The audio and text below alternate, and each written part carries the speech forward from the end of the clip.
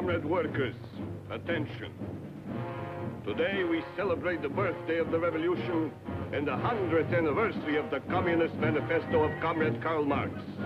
Today we salute the Union of Soviet Socialist Republics, which together with her neighbors is the greatest force for peace that the world has ever known. Poland is with us. Czechoslovakia is with us. Germany is with us. China is with us. All over the world, communism is on the march. The people wake from their sleep. The idea of world revolution is no longer a mere dream. The Soviet Union will triumph in peace as it has triumphed in war. We are the strongest nation in the world. We are the friendliest nation in the world. All honor to the Republic and to Marshal Stalin, the father of the Republic. That's enough, Charlie. Kill it.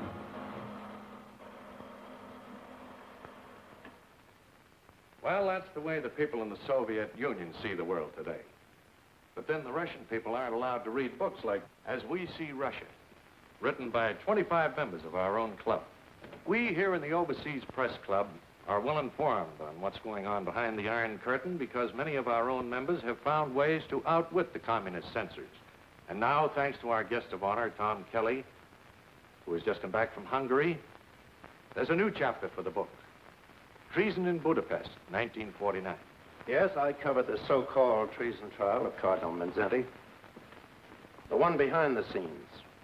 The one conducted by the crowd from the Kremlin. And that's where my chapter really begins, in Moscow. It's a nice sunny morning in November 1948. Everything is quiet at the Kremlin. I'm being transferred to Budapest by way of Paris. It's not so easy to get into Budapest these days, but I have a visa that's still good for Hungary. So I'm having my last bath in Moscow and enjoying it.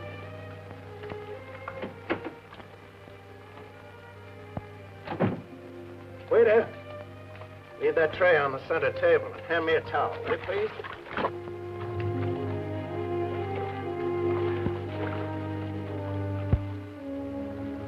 Well, thanks, pal. Service in this hotel is getting better all the time. Well, good morning. Mr. Paul Jenkins of the Toronto Star? No, Paul's my roommate. He's not here. You will come with us, Mr. Jenkins. Now, look here. My name is Kelly. You can check it on my passport. Yes? And please get dressed at once. Okay, pal. Have it your way. I'll be right with you.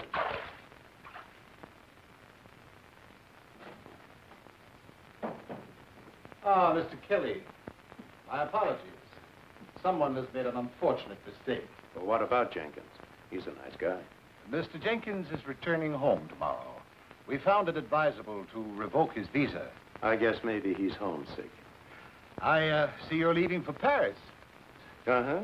Little vacation. You know, wine, women, song. Well, good morning, Mr. Kelly, and have a nice time. Oh, just one thing, Commissar. Yes. You promised to make some inquiries for me about George Polk. Polk? He was covering the guerrilla fighting between the communists and the royalists in Greece. Found dead last May. You said you'd try and get a final report for me on it. Oh, yes. Drowning incident. Most regrettable accident. Accident? With a bullet in his head and his hands and feet tied together with strips of wire? I'm sorry, Mr. Kelly, but the latest report from our embassy says accident. Thank you. Good morning, Commissar.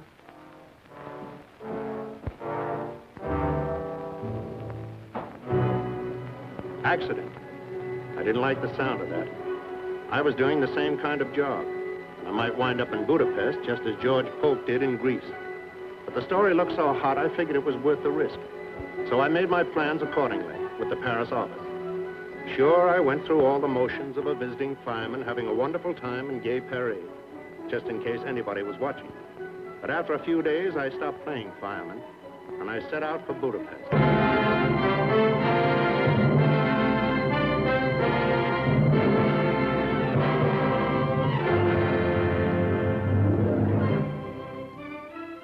Budapest, where East meets West. And the Blue Danube is something more than a waltz by Johann Strauss. For a moment, it looked as if nothing had happened, as if everything were just the same as it had been when I was here 10 years ago. But everything wasn't the same. The war had left its mark on Budapest, too. And the scars still showed in a lot of places. Of course, it was still a city of a lot of pride and a lot of tradition. The people held their heads high most of the time. But when they passed 60 Andrassy Street, they managed to look the other way. Here was a scar that nobody could hide. This was the house of terror, a house of torture, and its masters were Russian. Yes, a lot of things had changed in Budapest, but the cafes were just the same, well, almost the same. Everything seemed as light and gay as the whipped cream on the coffee, especially in the Cafe Joy. Yes, a lot of things were just as they were when I was here 10 years ago.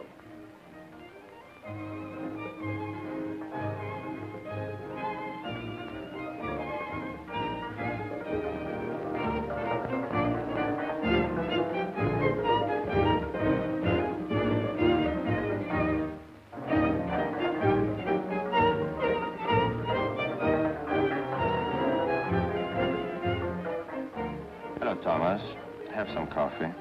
Same old Sandor, always in character. I've been away 10 years, and you act as if it's been 10 minutes. 10 minutes, 10 years. What's the difference? Just a few more ejection slips, that's all. Same old Janusz. Welcome, Mr. Kelly. And if I might make a suggestion, Doctor, I'd like to say that your second act is... You may not make a suggestion. If the doctor would only listen to me. Could be a first-rate playwright like Molnar, instead of a second-rate physician whom nobody wants around. Well, Mr. Kelly, for your dinner, goulash, of course. You always did like that goulash, yes? Well, confidentially, I flew over from Paris just to get the recipe for the goulash. Ah, yes. You always stick on that recipe. Well, who knows? Perhaps this time can be arranged. Tell me something, Sandor. Is it just my imagination, or are all the Russians sitting on one side of the room and just the Hungarians on the other? Yes, my friend, that's the way it is in Budapest today. I see. And just where do you sit? Dr. Deshti is the man in the middle. I simply believe in the art of survival. Janos, are you going to make a report of this to the secret police? No, Dr. Deshti. I would be careful about Janos. I don't think he can be trusted. Is there anyone in Budapest today who can be trusted? No one, except me. You ought to be ashamed of yourself, Sander, wasting your time on trash like this. Even if you don't believe in anything anymore, you ought to do better by your characters. They don't stand for anything. It's just an empty play about empty people. I know it is a perfect reflection of me. Sit down, Stephanie. Kelly doesn't approve of me either. Miss Stephanie Varner, Mr. Thomas Kelly. How do you do? Hello. Kelly. We used to sing a song about a man named Kelly in France during the war. Has anybody here seen Kelly? Kelly with the green necktie. Well, I'm not the guy, but I do have a beautiful green tie. I'll wear it for you next time. What brings you to Budapest, Mr. Kelly? I want to find out how the Russians are taking over Budapest. Whatever they're doing, they're being quite legal about it. A couple of years ago, the communists polled only 21% of the vote. Now they're the major party. Control the government, the newspapers, and the schools. How come? The 21% was the last free election. Some changes were inevitable, and not all of them are bad. Some people said the same thing under Hitler. Speaking of Adolf, isn't that a Nazi song they're singing? Yes. We still have a few left. Even... We'll fight forevermore, for we know we are the only telling one. If you must play German music, let it at least be German. Let Nazi music stay dead with the Nazis.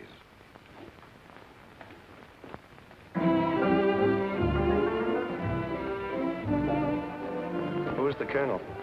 Alexander Melnikov, the liaison between the Russian army who liberated us and the Hungarian police who protect us. How nicely you put it. They say, of course, that Melnikov is in love with Budapest, and a Russian in love with Budapest Is still a Russian.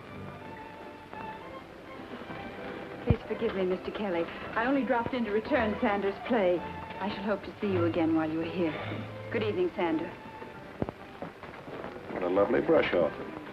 Now, let's see. Where were we politically? Oh, yes.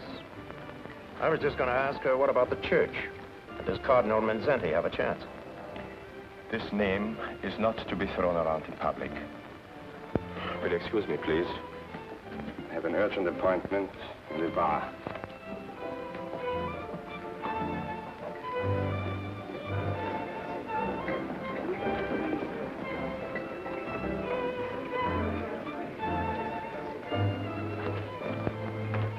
Janos, Yes, sir? this headline says death to the traitor. That isn't the way everybody feels, is it? Oh, I wouldn't know about that, sir. I never mix up in politics. You might ask Miss Warner sometime. She's a music teacher at one of his schools. So they say. Well, that's not only a good suggestion, but it's a good excuse to see her again. Perhaps. Does one compete with a Russian colonel?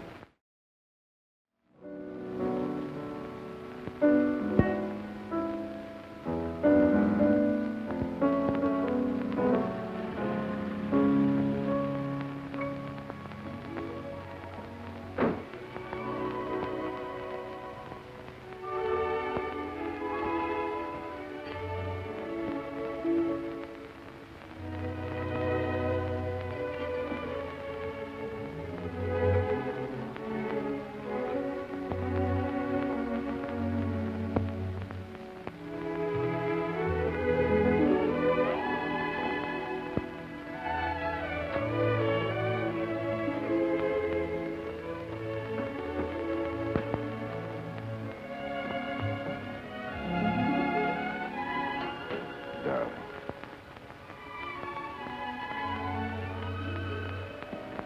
3 whole days, and every one a year.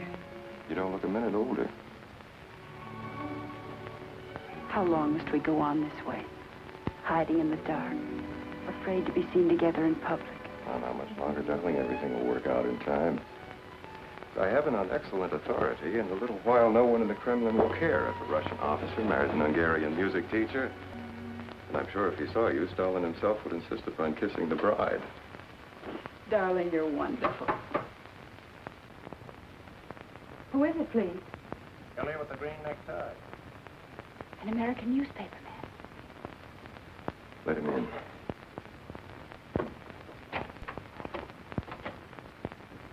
How did you know where I live? Who told you? A local patriot, but don't hold that against him.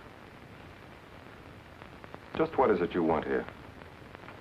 Well, Colonel Melnikov. Look, I guess I didn't go about this in the right way. But a reporter has to begin somewhere. I would suggest, Mr. Kelly, if you wish official information, that you go through official channels. Oh, I will. But I like to work from the outside of the Escalating. For example, I thought Miss Varner might be able to tell me just where Cardinal Mindszenty figures in all this fuss about the schools. I have nothing to say. If you wish to know something about the Cardinal, why don't you speak with the man himself? He isn't a prisoner. Thanks, Colonel. That's a very good idea. Well, good night, Miss Bonner. Colonel Melnikov. And thanks. Oh, I seem to be out of matches. There are some on the piano. Thanks.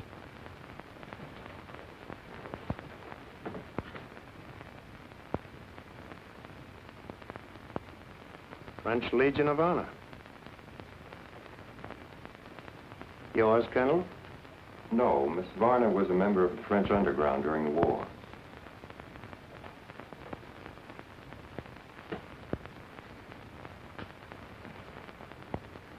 One moment, Mr. Kelly. To me, this matter seems to be purely a domestic issue. Why should it concern you and your American newspapers? Or are you a Catholic?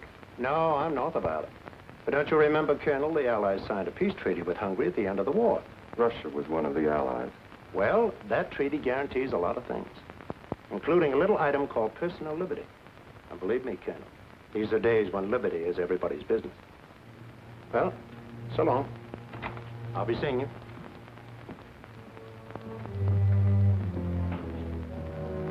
These Americans are impossible. This question about Mindszenty.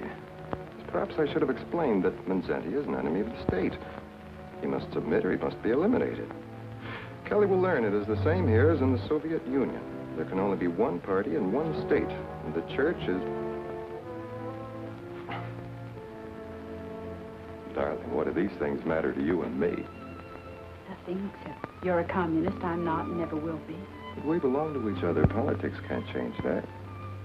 Oh, Alex, I want so much to believe that. But right now, I feel ashamed. Ashamed? Why? Kelly said liberty is everybody's business. Liberty is just a word. A dangerous word. Is that it? Nonsense. It wasn't easy to find the Cardinal.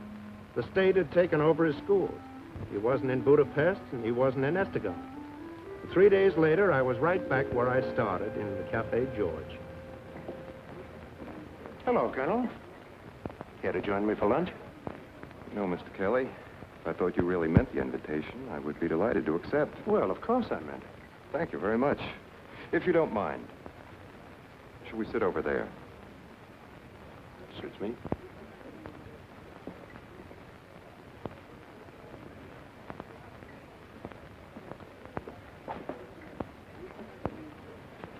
You will please understand, I have no prejudice against Americans. Oh, that's all right. I have no prejudice against Russians. In many respects, we are so much alike. Uh-huh. And so different, too. Tell me, how did you make out with your cardinal? Colonel, if your men are half as smart as I think they are, you know darn well I never even got to see him. And if you had, just how would it have helped your story? I don't know. You see, Colonel, I could write the story from A to Z without setting foot out of this cafe. I know the whole routine. I've watched it in Russia, Poland, Czechoslovakia. But up until now, I always came in on the last act of the show. This time, for once in my life, I'm in on the beginning. I want to see how you're doing. Make the fix. I mean the frame-up. You will excuse me, Mr. Kelly. And a tip, as you call it. Even milder insinuations have resulted in a revoked visa. And I thought this was going to be the beginning of a beautiful friendship. So did I.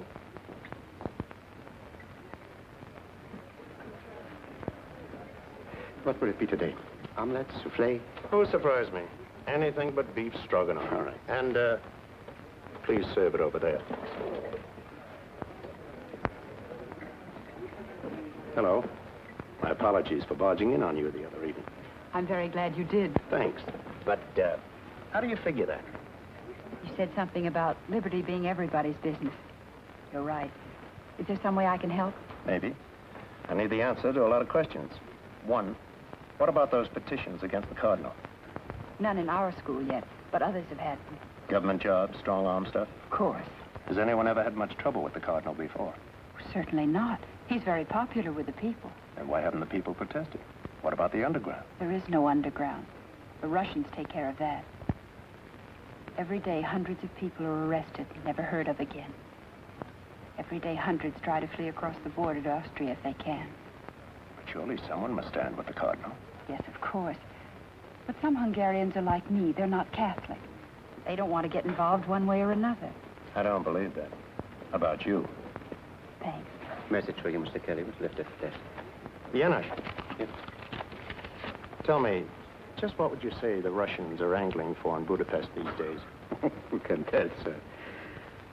You know what they say in Vienna? We could stand another war if we had to. Heaven save us from another liberation.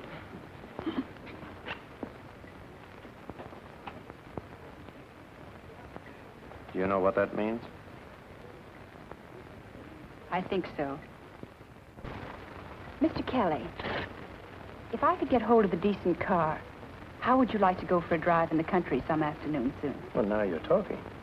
But if that tip isn't on the level, we may be followed. You may be taking a big chance. I know. But it's everybody's business now, isn't it? It's quite a ride, all right. This was the Hungary I never knew before. No cafes, no boulevards, practically no roads. And in no time at all, we were completely lost. And if it hadn't been for a certain farmer and his dog, we would never have found the Mindszenty farm. As a matter of fact, it was the Cardinal who found us.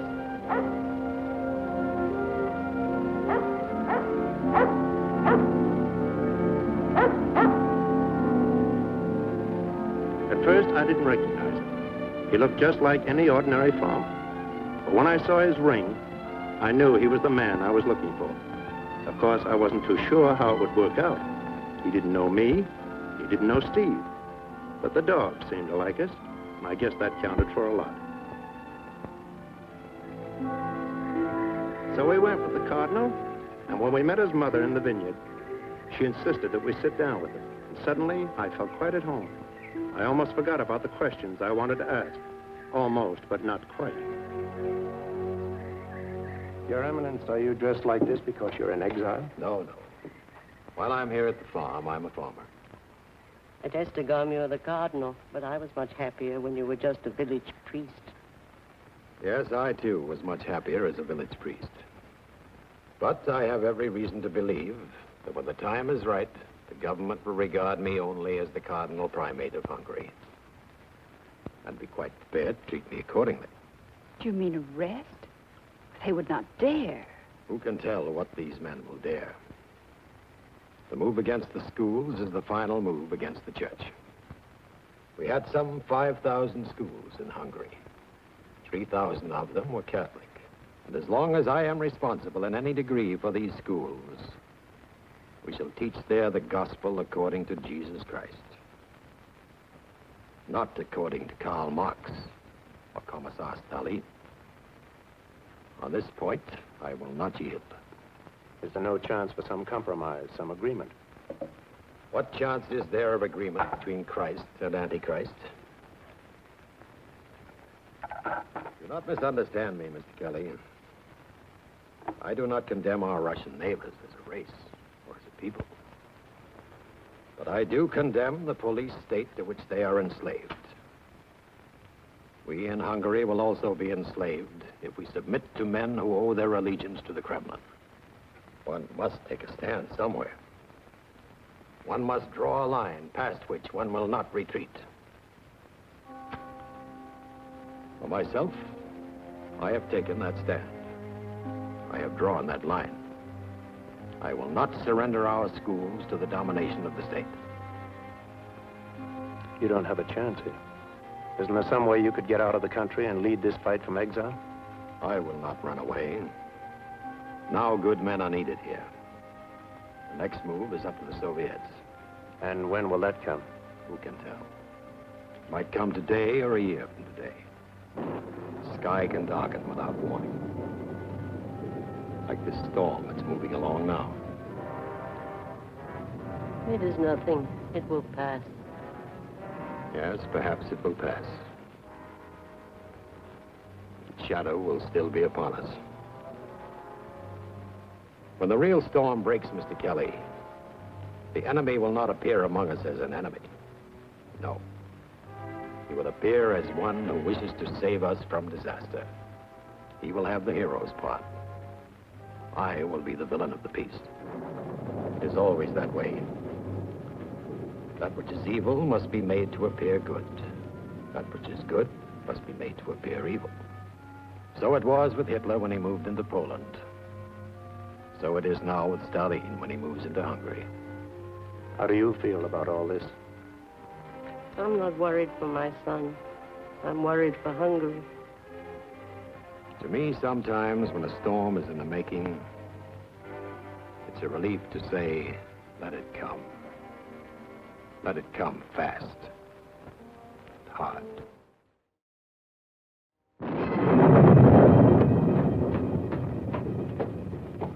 Good night, Tom. I won't say thanks. I wouldn't know how to begin. Don't. The Cardinal has made me feel like a Hungarian again. Good night.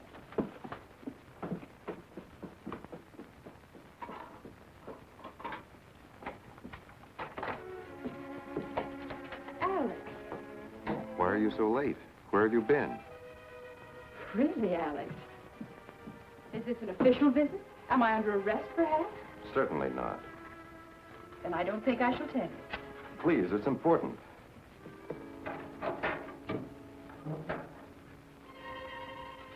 Kelly and I went to visit Cardinal Mindszenty at his mother's farm. He's truly a remarkable man. I do not understand. Why should you do such a thing? Why should you want to? You wouldn't understand if I told you. Have you any idea whether you were followed? I don't think so. Well, that is fortunate. But you must promise me something. Promise me you will never try to see this Mindszenty again. Why? Only this morning, his secretary, Father Zakar, was arrested at Escalating and taken into custody. On what charge? On whose complaint? What difference does that make? If he's been arrested, he's certain to be convicted. Darling, Mindszenty's a traitor, and so are all those who stand with him. I'm afraid for you. Your life is my life. Now, give me your promise. I will not promise. I am a Hungarian, and I can go where I please in my own country. Yes, you are a Hungarian. But you may not go where you please anymore. You're mistaken, Alex. Darling, please face the realities of life. Your country is free in name only. Actually, it is a province of the Soviet Union. I will never admit that. Stephanie, this is no time for sentiment. I know. This is the time to face the realities of life.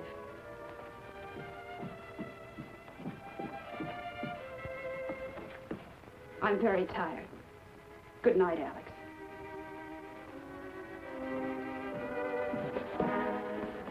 Good night.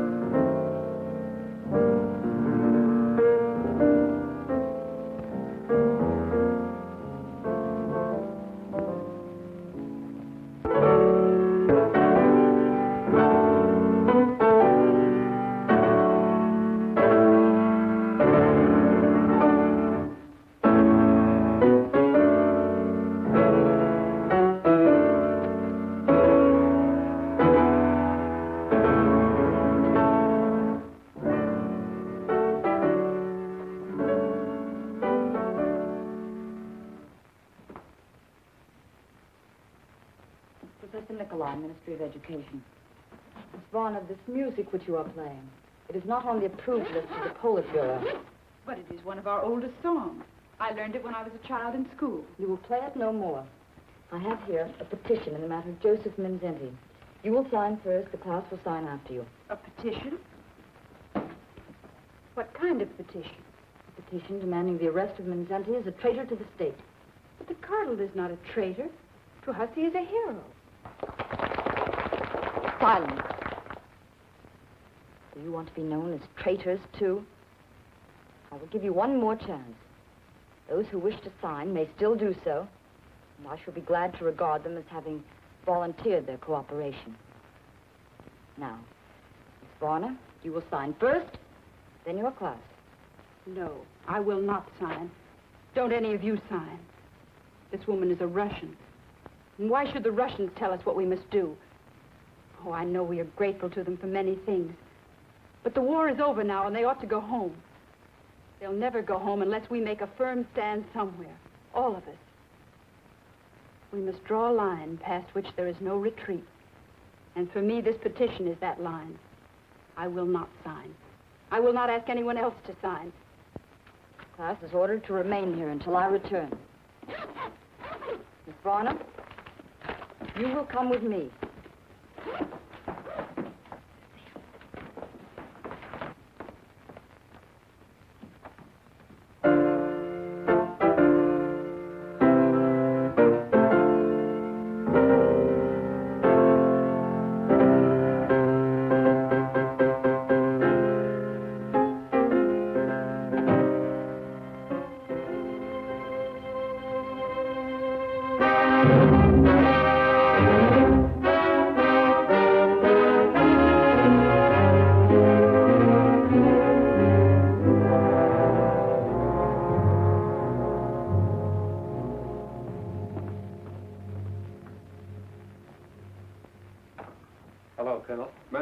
Since early afternoon. Can I see you alone for a moment? Very well.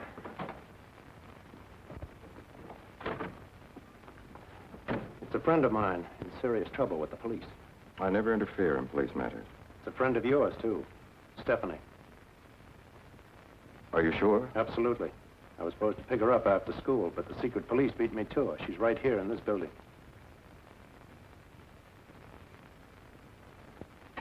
Yes, sir. Never mind. Aren't you going to do anything about it? There's nothing I can do. It is not my department. She will be questioned, that is all. NKVD questioning? If Stephanie were my girl, I'd figure out something. You don't understand. Maybe I don't. But are you sure you do?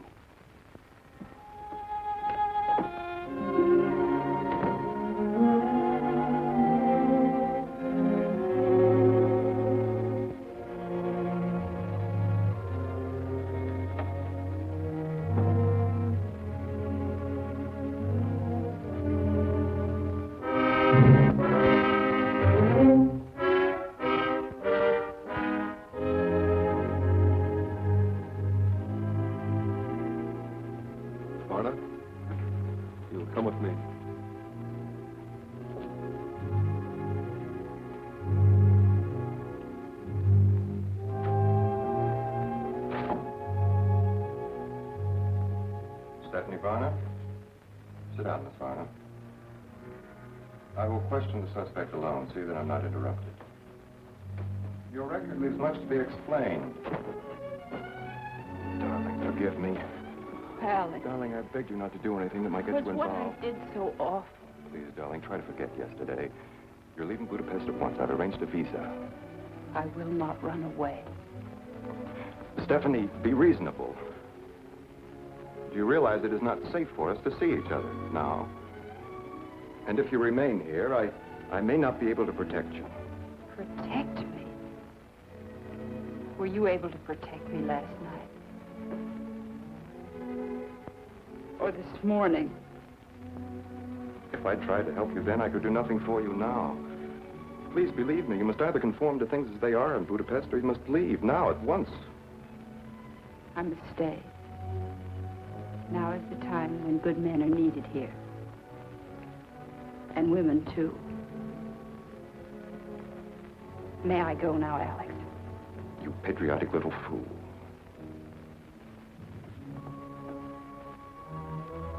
I will see you as soon as it is practical. I'm sure you will. These days, you Russians are highly practical.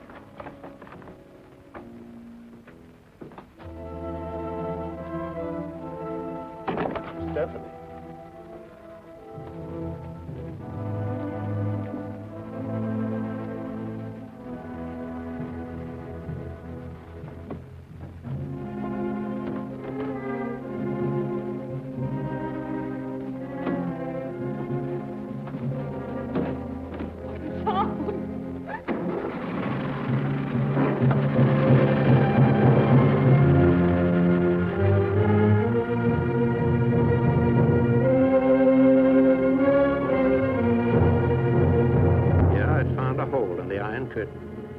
Feeling pretty good about it, until one afternoon a few days later. I got a summons to drop in on Colonel Melnikov. Wasn't sure what was on the fire, until I stepped inside and a familiar voice said, "Ah, Mr. Kelly. Mr. Bela. So nice to see you again. Trust you enjoyed your vacation. Loved it. I live for wine, women, and song. There have come to our attention, Mr. Kelly, certain articles recently appearing in the American newspapers which are, well, vaguely reminiscent of your style. Oh, interesting. Is my byline on them? No. Well, then they can't be mine. My contract calls for my name to appear on every article I write. Oh, I see. And the office is very careful not to violate a contract. Of course. That's all, Mr. Kelly. Thank you. Not at all. Tell me, Mr. Beloff, is there any statement you would care to make on the general situation in Hungary at the present time? I'm only a visitor here, and besides, I make it a point never to interfere in the affairs of a friendly neighbor. Okay, Mr. Beloff, and thank you.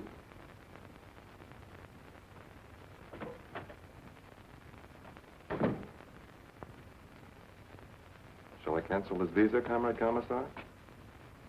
No. But I would urge the utmost alertness by your staff in all matters affecting public security. Now, Colonel, please arrange the conference with Comrade Rakosi, Vice Premier of the Hungarian government.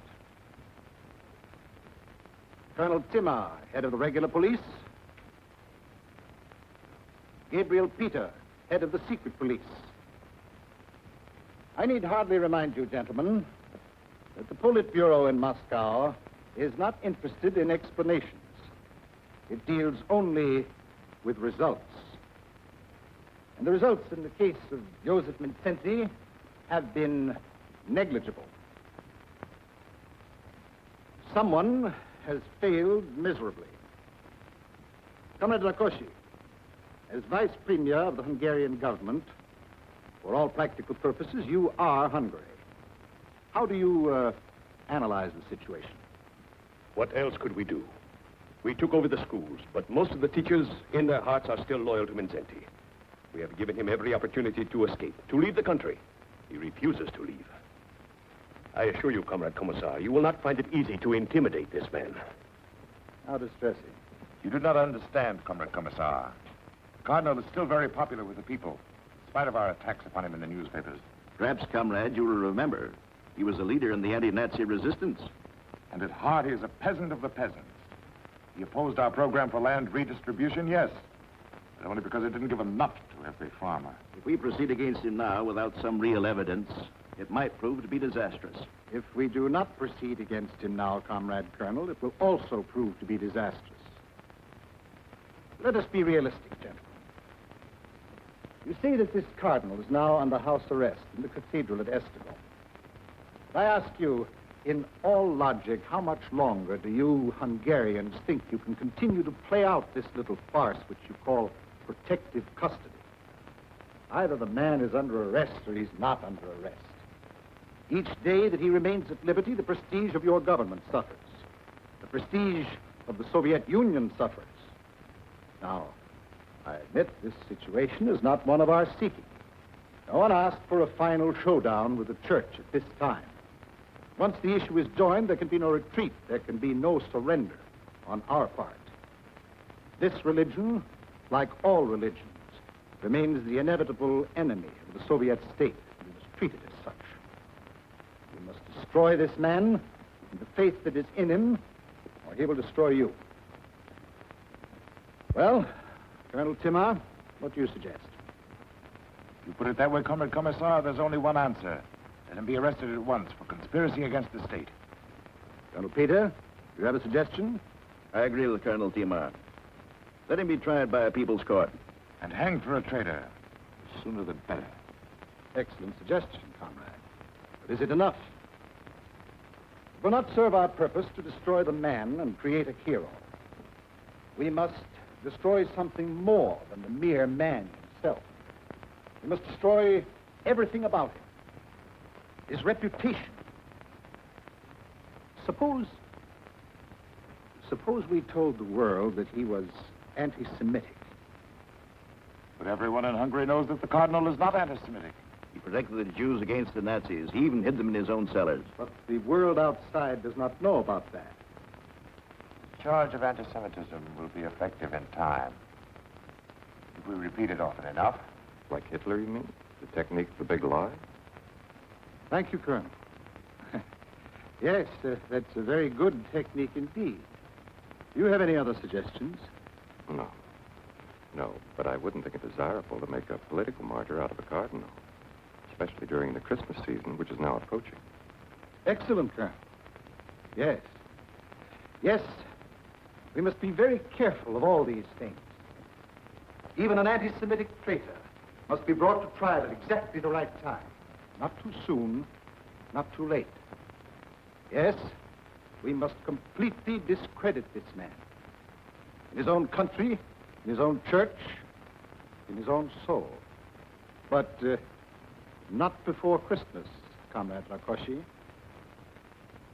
Not before Christmas.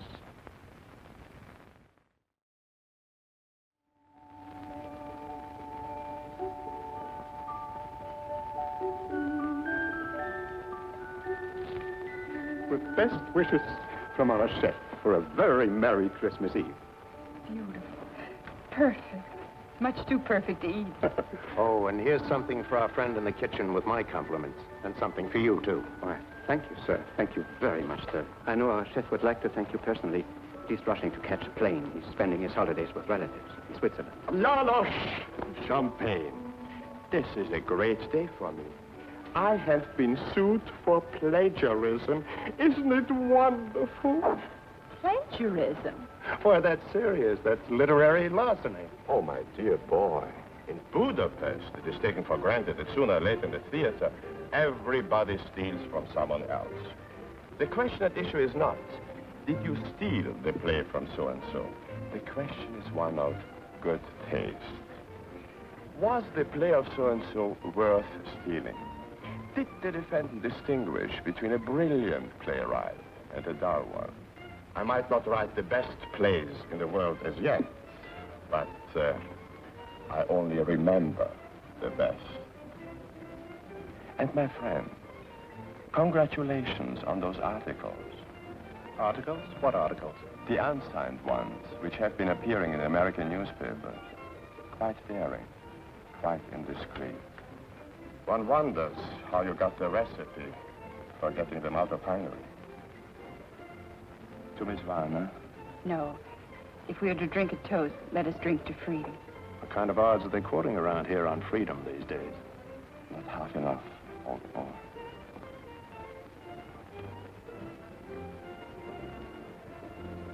To freedom. To those who live for it, to those who die for it. To freedom.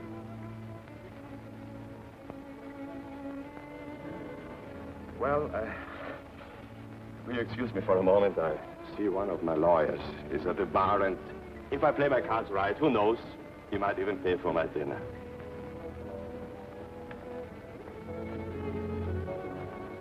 What's the matter, Steve? Nothing. Have you seen him since, No. And I don't want to. That isn't true. Maybe it isn't, but what can I do about it? I hoped Alex might be one Russian with courage to think for himself, live with his heart. Oh, this is no way to spend Christmas Eve. I have a much better idea. See if you can meet me here in an hour. But don't come if you think you're being followed. What is it? Now, don't ask any questions. It'll take your mind off things. All right, Tom. Thanks. Forget it. Take extra good care of yourself, Janusz. Oh, I will, sir. And you might wrap up that cake. I may want to take it with me.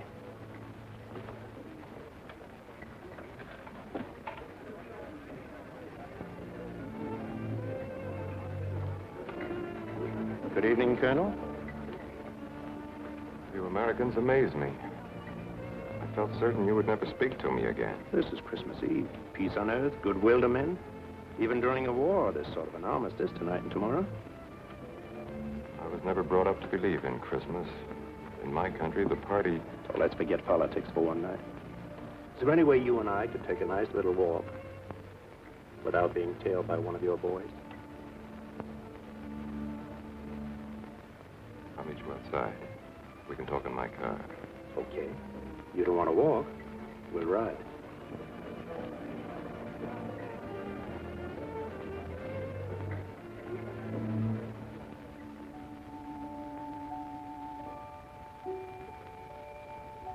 Merry Christmas.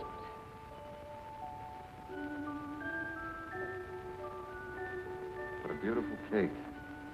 Like a wonderful toy that you remember as a child.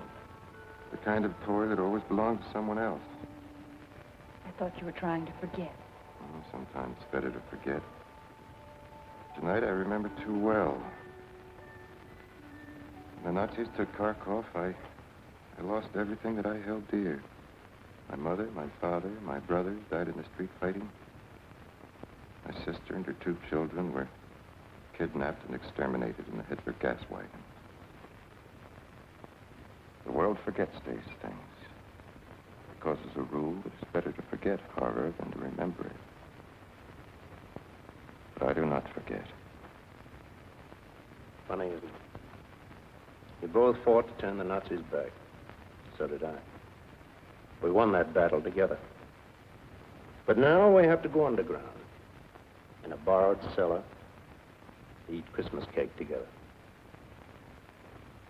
How do you figure that out, Alex? Sometimes there are difficulties between countries that do not exist between individuals. Well, good night, all. I'm going up on a roof and see if Santa Claus can break through the iron curtain and get down a few chimneys. Good night, Tom. Oh. Blow out the other candle when I get to the top of the steps. There's not supposed to be any light down here. For the mice. Merry Christmas. Merry Christmas, Kelly. Thanks. Merry Christmas. Individuals.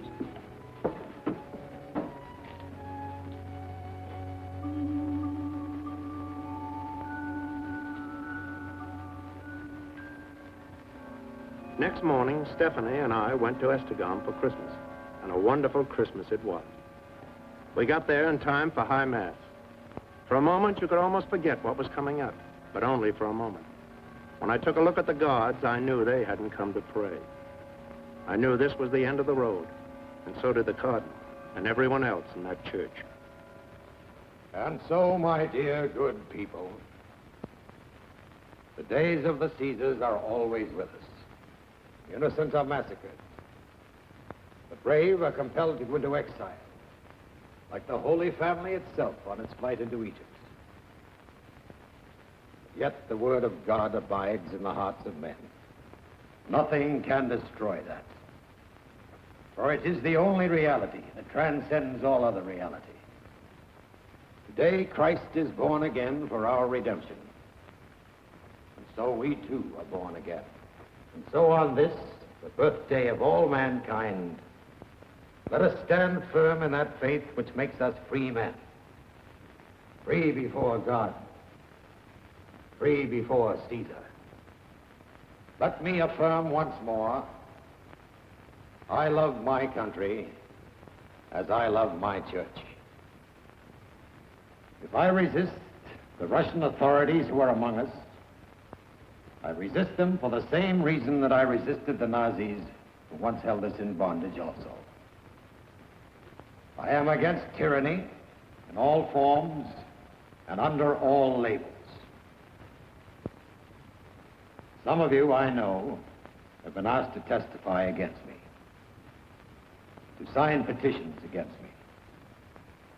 I forgive you freely, for I know the pressures to which I too will be subjected. The time is drawing near when I shall be taken from you.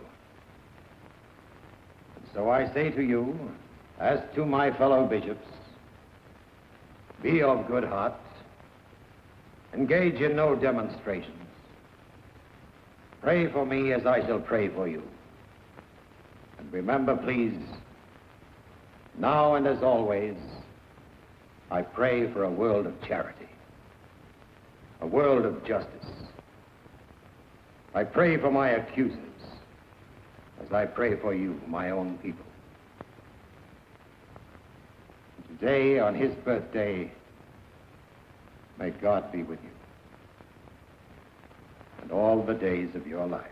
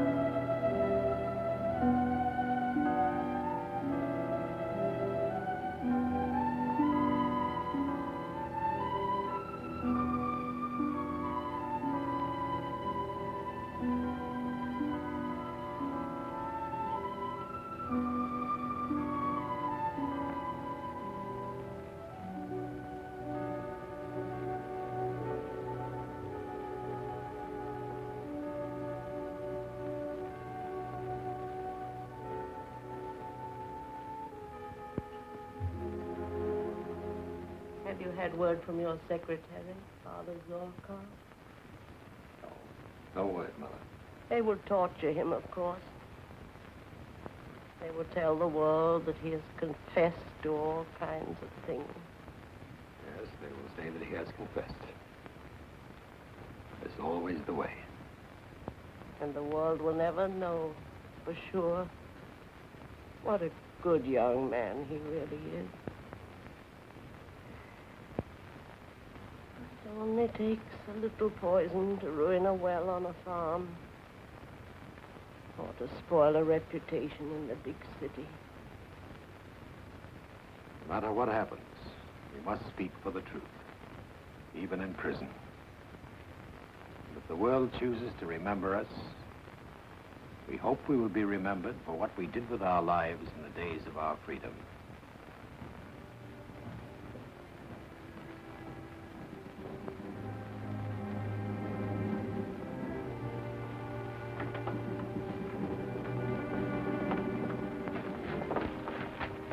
It's my duty to announce that you're under arrest.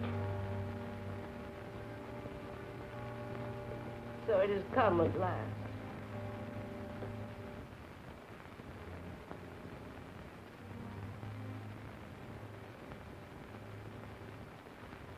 Well, Major, what are your instructions? You're to come with us at once, but you're to change to street clothes. Street clothes? Yes, this is not a religious procession. There must be no public demonstration. My son. Now, Mother. What is there to fear? All these years I've given my life to God. If they choose to take it now, they will only discover that it is already spoken for.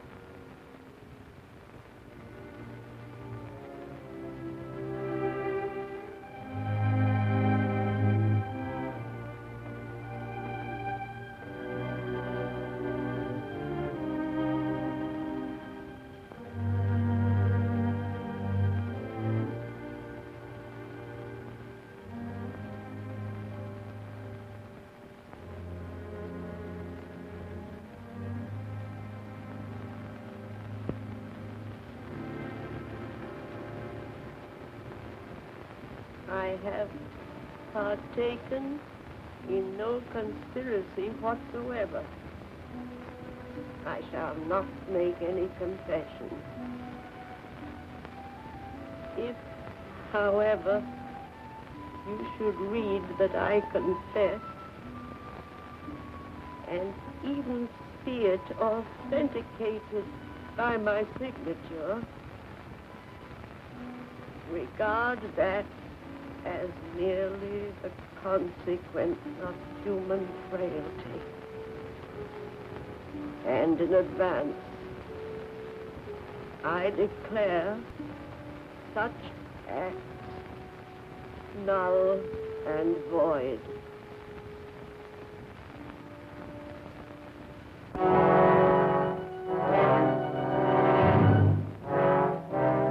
And so the real trial began. The trial that nobody ever heard about. Tell us again, when did you first begin to conspire against the Hungarian state? I have not conspired against the Hungarian state. But you have refused to cooperate with the government, have you not? I have refused to cooperate with those who have taken over the government. Ah, then you admit that you are guilty of treason, is that I it? deny that I am guilty of treason. I say it is the present government that is guilty of treason. Can the government be guilty of treason?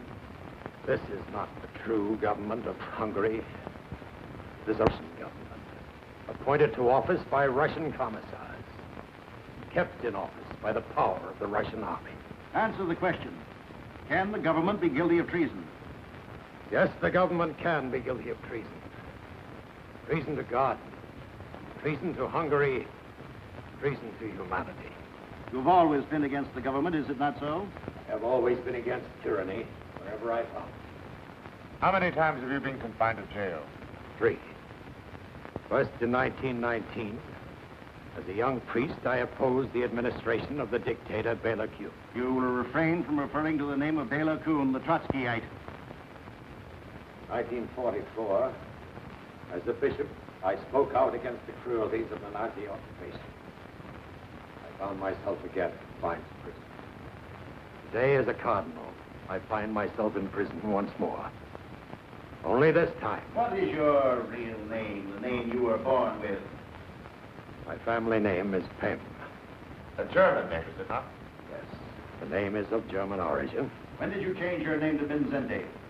When the Nazis first occupied Hungary. Why?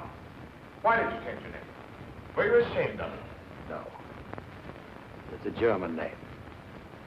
I wanted no favors at the hands of the Nazis. So I took a Hungarian name. I took the name of the village in which I was born. Mindszenty. Why are you against the Jews? I am not against the Jews. I have suffered with them. I have worked with them. I regard them as my brothers. You are working for the return of the monarchy in Hungary, are you not?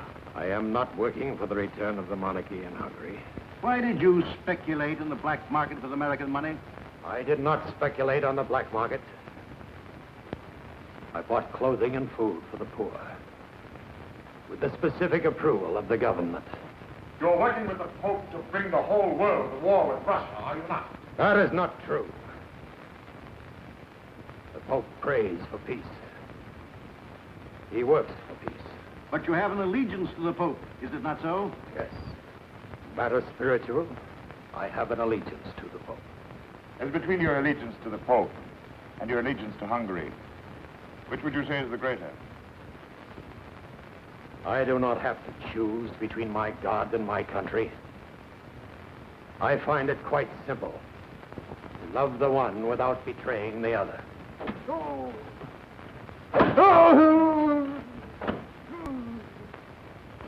Permit me to observe, Your Eminence, that there are those who do not find it quite so simple.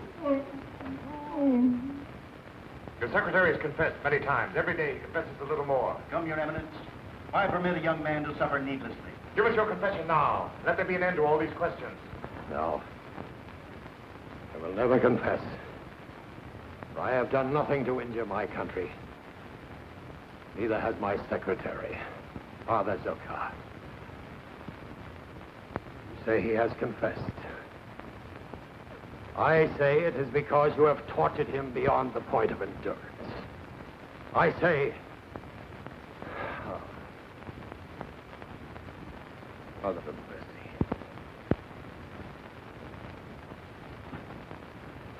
Have mercy on us all. You see, Comrade Commissar, it is not so easy. We've had the Cardinal on his feet ever since he was arrested. Secretary will confess to anything. Cardinal will confess to nothing. Then we must find those whose testimony will support that of the secretary. Arrest everyone who has had any dealings with the Cardinal in the past month. And for His Eminence? For His Eminence, I think we need special medical attention. Very special. I just don't believe it. They say here that the Cardinal has confessed to the crime of treason against the state. What do you expect, my dear? Our Russian friends are very efficient in these matters. You said it. If they arrest a man, he either confesses or is never heard of again. That'll be all, I think. Oh, by the way, where's Janusz? Janusz is not working tonight, sir. That's strange. Wasn't here last night either. Tell me, Thomas, why do you Americans make so much trouble for yourself? Why do you not accept life as it is? If a certain matter is fait accompli, then it is fait accompli. Is it accompli? Where do we go from here? Does the Cardinal fall out of a window in a high building like Jan Masaryk in Prague? Is he found in the Danube some morning with a suicide note in his hand? Or does he get a fancy-dress trial like so many of the ones I covered in Russia? The kind where nobody ever pleads not guilty.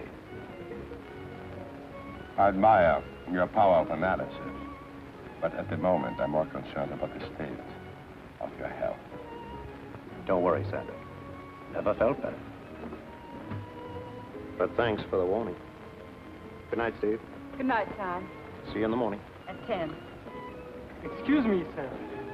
You were inquiring about Janusz. That's right. I have found out for you where he lives. On the other side of town, somewhere at the end of Avenue Anjou. Thanks, friend. I may want to send him an old Christmas card. This doesn't make sense. It isn't credible. If His Eminence has been meddling in politics, he has to take his chances, just like anyone else. Meddling? The Russians are doing the meddling. They have stolen a whole country from us, and what do? We sit around in the cafes as if nothing had happened. We drink our coffee, read our newspapers, and wonder whether the Cardinal was a little out of line here and there. Maybe more of us should be out of line with him. A few people would just stand together. They probably disappear separately. If I may say so, Stephanie, I'm afraid you're much too impressed with Kelly. And your acceptance of even temporary employment as secretary is most indiscreet. Kelly is a very courageous man. Perhaps so. But he's a very bad reporter. The first duty of a good reporter is to survive long enough to tell the whole story. And I doubt that Kelly will. Are you trying to tell me something, Sander? I only know what I overheard. Certain steps have been taken, even though unofficial. When? How do I know? If I were Kelly, I wouldn't want to be alone, especially not tonight.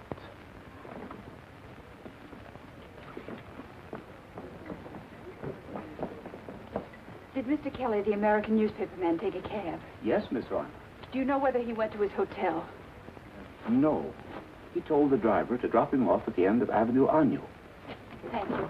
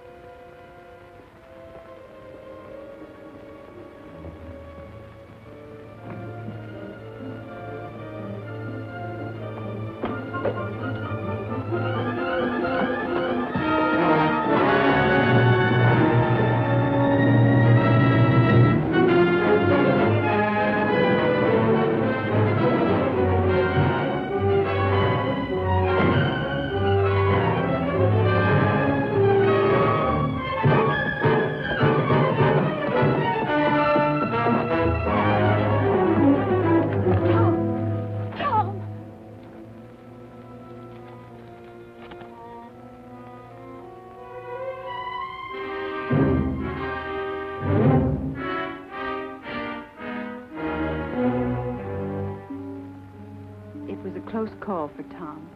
No one knew whether he would pull through or not. But the doctors were trying to put him together again, as best they could.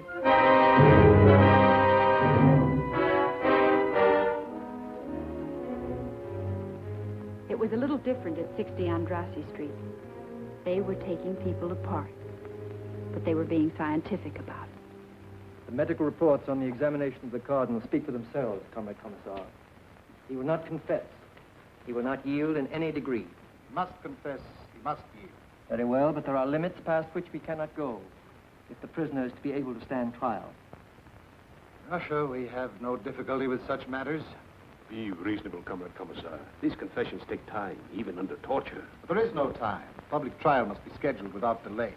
It will not be easy. The night His Eminence was arrested, he wrote a personal letter warning people not to believe any confession that might be attributed to him once he was under arrest. Even if His Eminence should confess in time, how are we to explain this document in his own handwriting? Simple.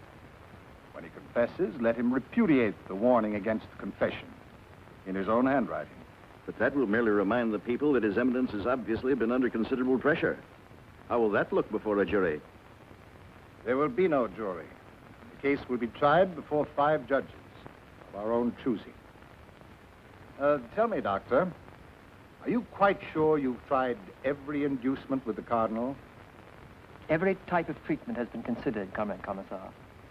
But since it is desired to present the prisoner in court in the near future, we have found it advisable to concentrate on psychological rather than on physical pressures. We have therefore alternated periods of sympathy and understanding with periods of denunciation and disapproval. The prisoner has not been allowed to sleep for more than an hour at any one time. His cell is completely illuminated day and night. To date, he has been examined on 80 different occasions.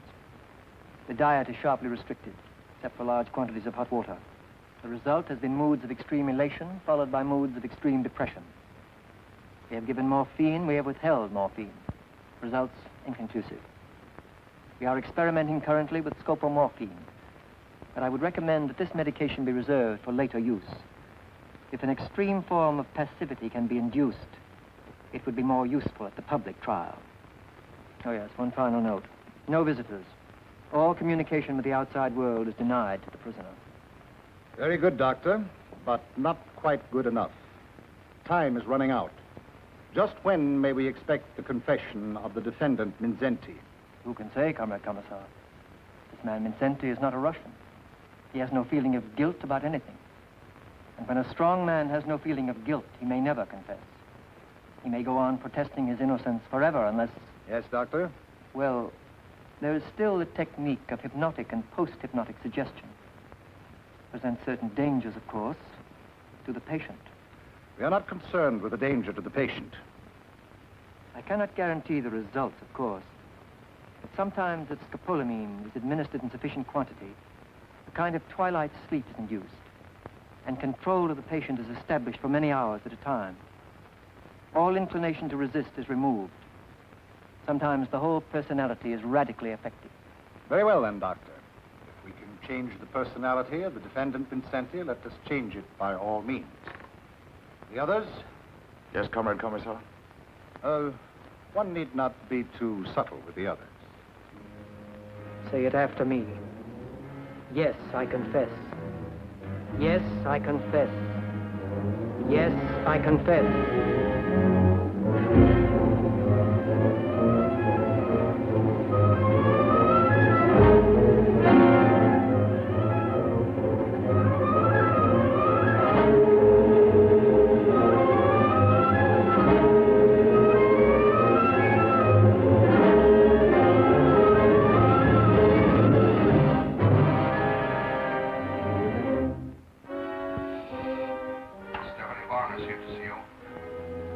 Have her come in.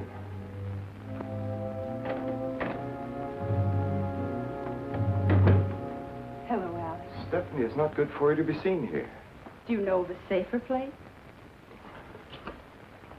See that I'm not disturbed. For your private files. Heil Hitler, Heil Stalin. Where did you get this? It must be some joke. It's no joke, Alex. This is the calling card of a new kind of street gang. They attacked Tom Kelly last night on a little side street. Why didn't Kelly come here himself? Because he's still unconscious in the hospital. What will you do with this Nazi gang? One street fight does not make a battle. There are no Nazis in Budapest anymore. Oh, yes, there are. They call themselves the Arrow Cross. And they're barbarians, even if you take them over and call them communists. Stephanie, enough of this. Vilmos Olty, who's going to preside over the Cardinal's so-called trial. Olty is a leader in the Arrow Cross, worked for the Nazis all through the war. And now he's going to sit in judgment on a man who fought against the Nazis all through the war. This is merely a matter of temporary policy. That policy is made by the party. But Alex, you have to live with that policy. How can you collaborate with the Nazis? Where is your conscience? Conscience? If you mean personal responsibility, all responsibility is in the party. And the party, through the Politburo, is the sum total of everything we are. And the party can do no wrong? The party can do no wrong. Then all the Russians who died to stop Hitler have died in vain. Because Hitler lives on in you and every other Russian that plays the game the way that Hitler played it. What would you have me do? Face one question honestly. Are you living for yourself, or are you living for the 14 men who rule in the Kremlin? A Russian must either live for them or die for them. There is no choice. You're wrong, my darling. There's always a choice.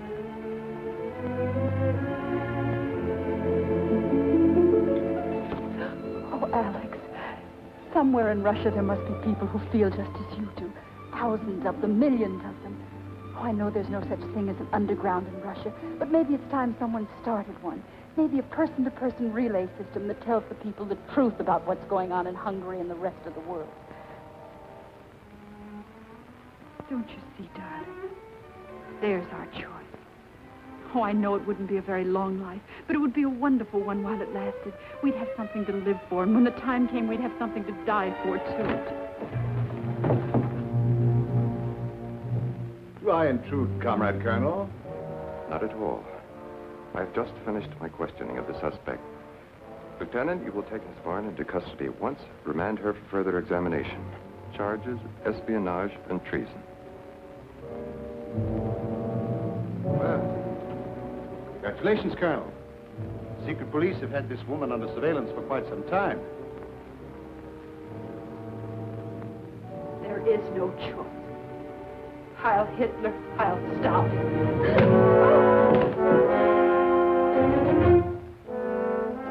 You will answer, Miss Warner. Answer! Must we go over all that again?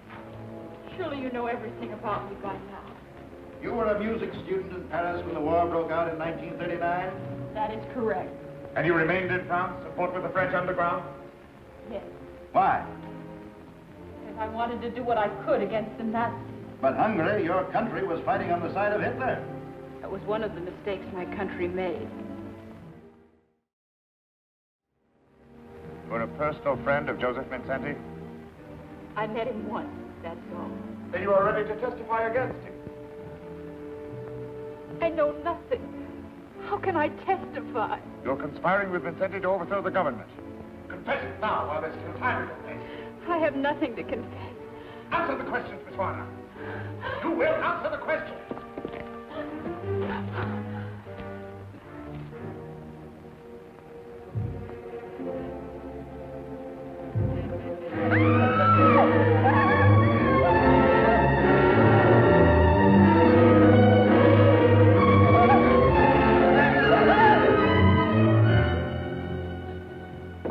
For the last time, Miss Warner, are you prepared to testify against Cardinal Mindszenty?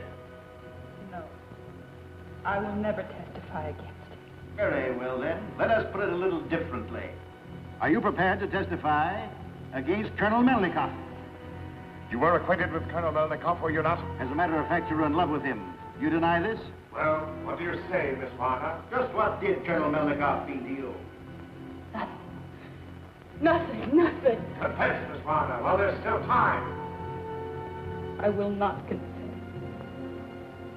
I have committed no crime against the state.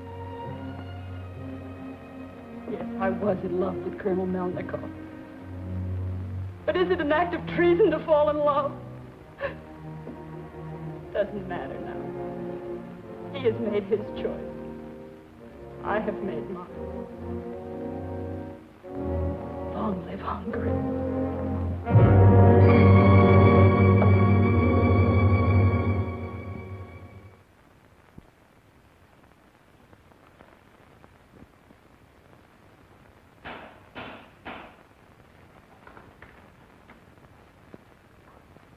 The record will show that all of the 7 defendants are charged with conspiracy to commit treason against the state, and that all 7 have confessed.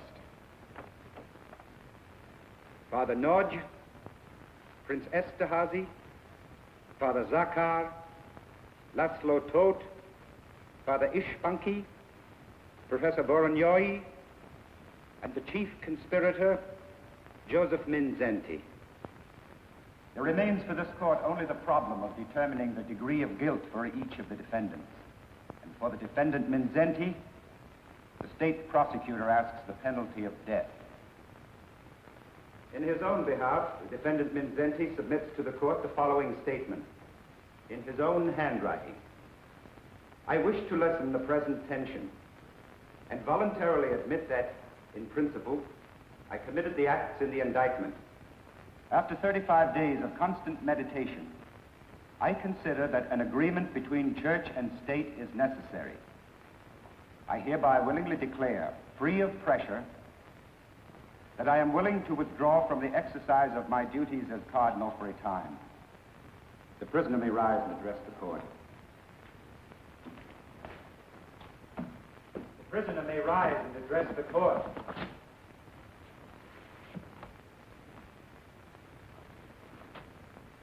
Josef Mindszenty, you have heard the confession.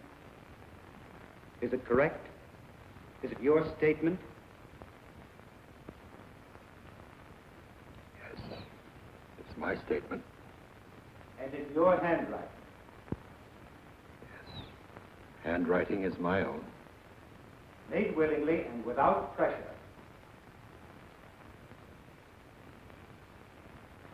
I wish for peace. Peace for my church. Peace for my country. Take the prisoner away. Sentence will be passed Tuesday.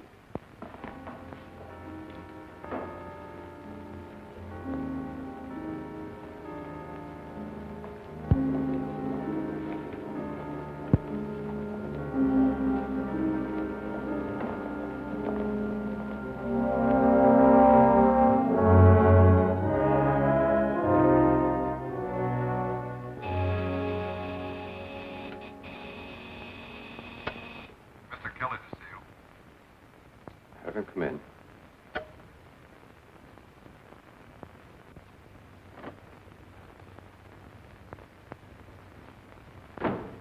Where's Stephanie? I have no idea. Look, Alex, this is a girl you love, and she hasn't been seen since the afternoon she came here to see you. If you have not already made arrangements to leave Budapest, I would suggest that you do so at the first opportunity. I'm not leaving Budapest until I get the whole story of what's been going on here. The trial was well covered by the press. The trial was well covered by a select group of local correspondents who never had a chance to speak with the Cardinal. There were 2 American newspapermen present. Why don't you talk with them? I have. I refused to sign your statement saying there was no censorship. Sure, the Cardinal confesses. But to what? Nothing that matters. Nothing that makes him guilty of treason. You Americans are so naive. Always it is the individual you are thinking about. You mean you don't even think of Stephanie anymore? Where the welfare of the state is concerned, what does it matter who lives and who dies? Sure. What is the difference? If you Russians are going to make the whole world over in a hurry, someone's bound to get hurt.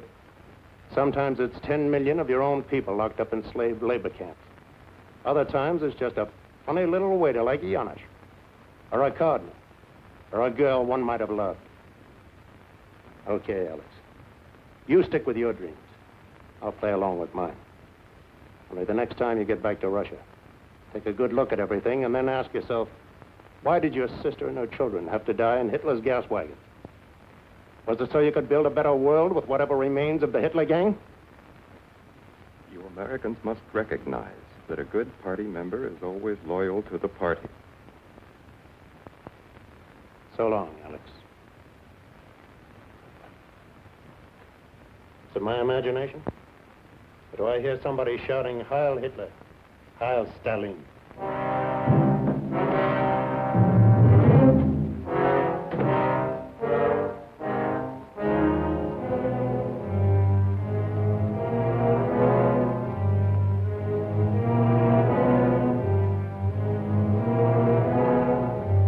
But when they got around to passing sentence on the Cardinal, Alex wasn't in court.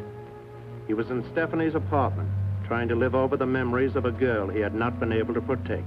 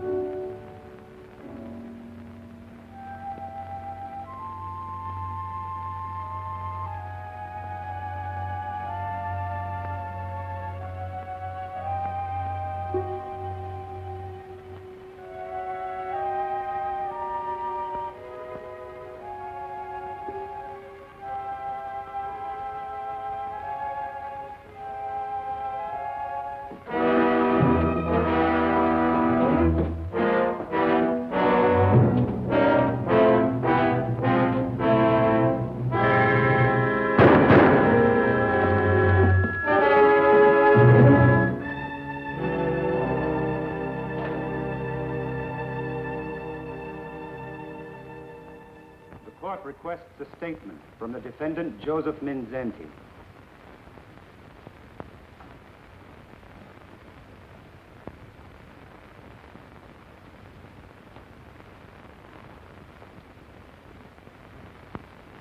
I have half a century on my shoulders.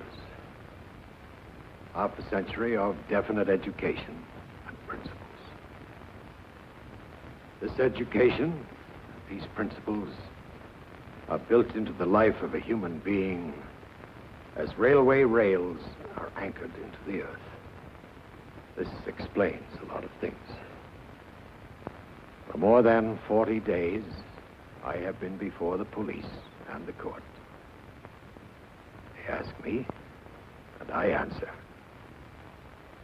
These questions and answers are not only for those who question me,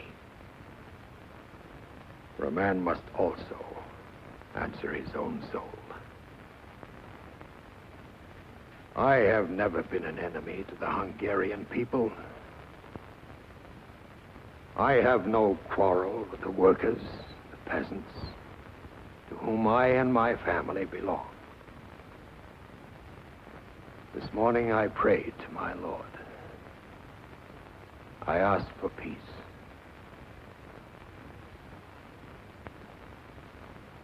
I have no quarrel with the Russian people, but I do condemn the police state to which they are enslaved.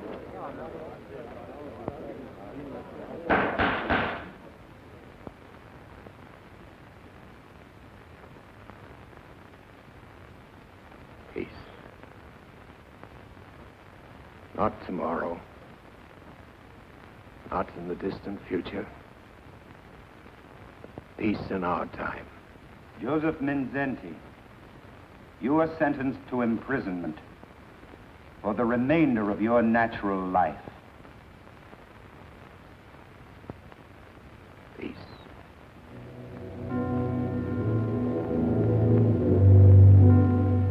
When the local correspondents finally caught up with Commissar Belov, no one was worried about Alex or the Cardinal. There were too many other questions before the House. All over the world, communist leaders were saying they would fight on the side of Russia in the event of another war. Well, how about it, Commissar? Does that mean peace or war? But believe me, gentlemen, Russia wants only peace. Russia wants peace at all times. Good morning, gentlemen. Commissar Belov. Oh, yes, Mr. Kelly. Just one more item. Yes? And what about Cardinal Mindszenty? Is he serving out his life sentence at hard labor, or is it true that he's suffered a complete breakdown, both mental and physical? I'm sorry, Mr. Kelly, but like yourself, I'm only a visitor here in Budapest. Well, people are asking questions all over the world. What are you going to tell them? What are you going to tell the United Nations about all this?